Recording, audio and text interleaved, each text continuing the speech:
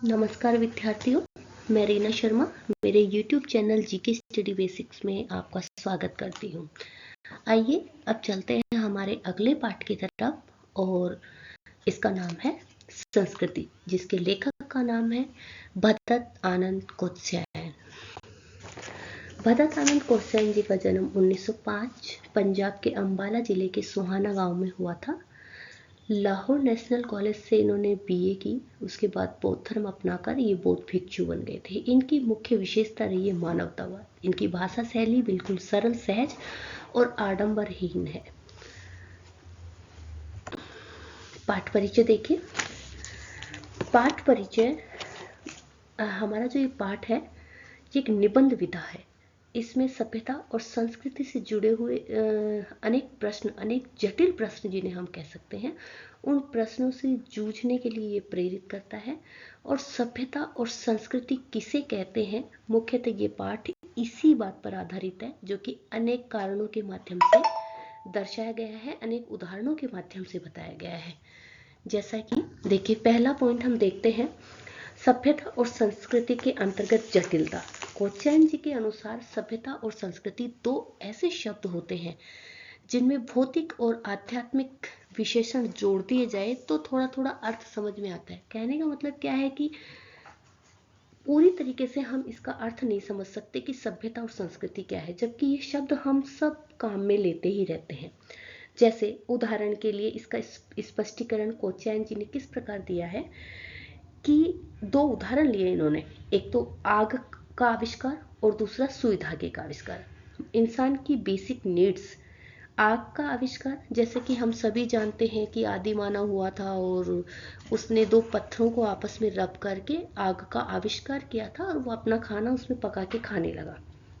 इसी प्रकार से व्यक्ति के दिमाग में आया होगा कपड़े के टुकड़ों को किस प्रकार से जोड़ा जाए और तन ढका जाए, जबकि इससे पहले मनुष्य अपने शरीर को ढकने के लिए पेड़ों की छाल और पत्तों को काम में लेता था।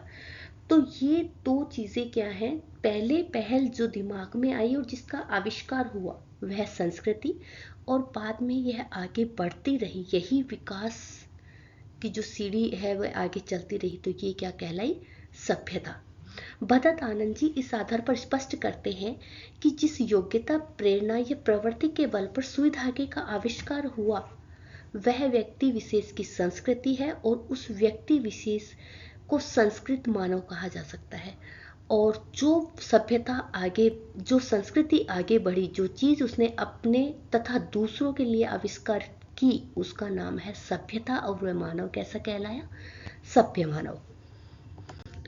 बेटा ये आप लिखते जाइए, अपनी बुक पे लिखिए। क्षितिज की जो आपकी बुक है, चैप्टर में पैराग्राफ के ऊपर ये की पॉइंट्स डाल लीजिए।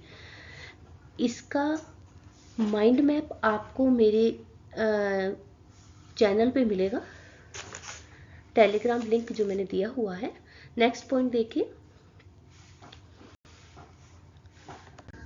संस्कृति व्यक्ति की पहचान, अपनी बुद्धि और विवेक के बल पर किसी नए तथ्य का दर्शन करना। वास्तविक संस्कृत व्यक्ति मतलब जिसके दिमाग में पहले पहल किसी बात के लिए कोई भी कुछ भी सोचना, वह संस्कृत।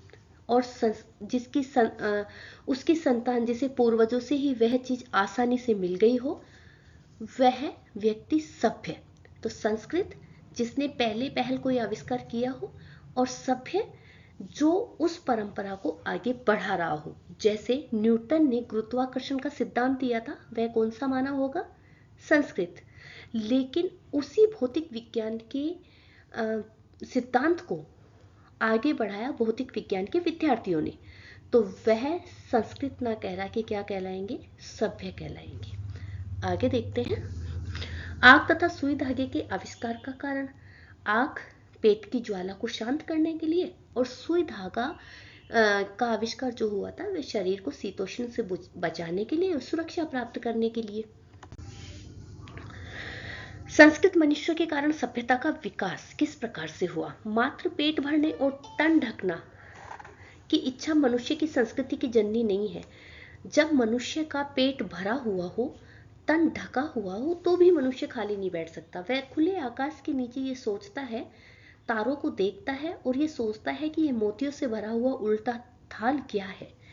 मतलब जो मनुष्य है वो बहुत ही चिंतनशील है, बेहद ही चिंतनशील है, वह हमेशा कुछ ना कुछ सोचता ही रहता है।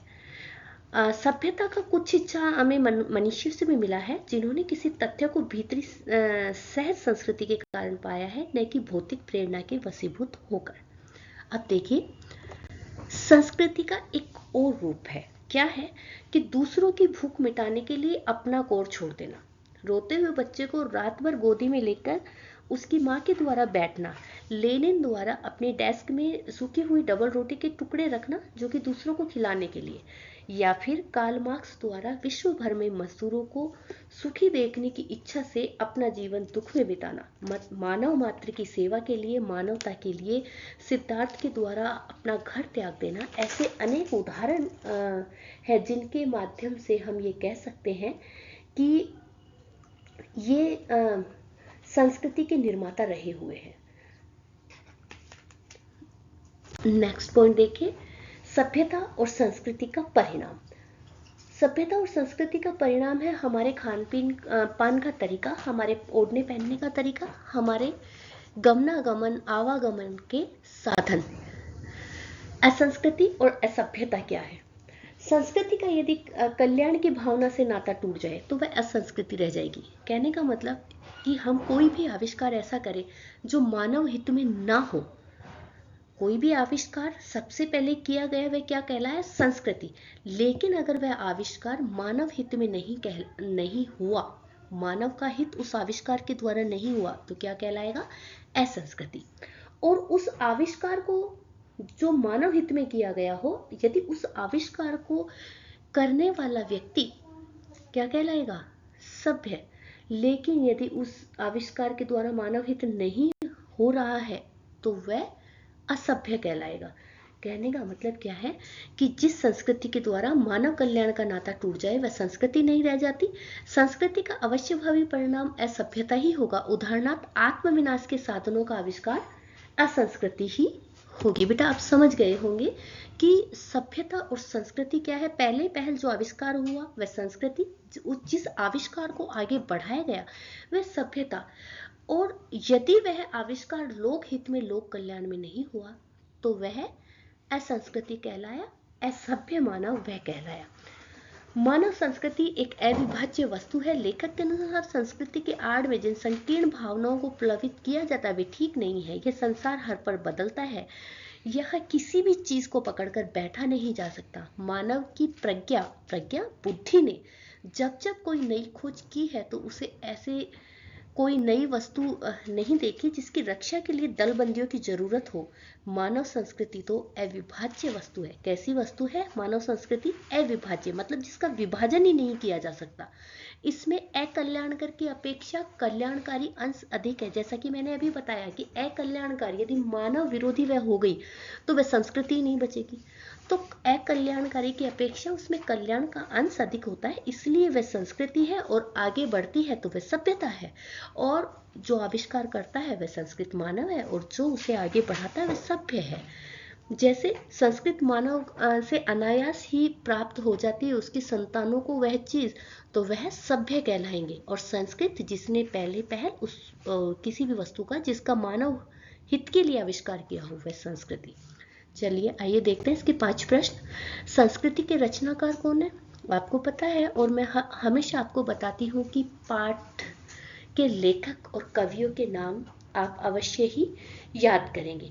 और ये पैराग्राफ जो मैंने शॉर्ट्स बनाए हैं आप लोगों के लिए, बेटा इनको आप जरूर पढ़ेंगे, क्योंकि सीबीएसई के नए पैटर्न के अकॉर्डिंग इस प्रकार से इनमें से प्रश्न आ सकते हैं। इसलिए मैंने बहुविकल्पी 5 प्रश्न हर पीपीटी के अंदर डाले। आप चाहें तो मेरी पीपीटी डाउनलोड कर सकते हैं टेलीग्राम लिंक के द्वारा, जो कि मैंने डिस्क्रिप्शन बॉक्स में डाल दिया है। नेक्स्ट क्वेश्चन देखिए, लेखक के अनुसार संस्कृति क्या है?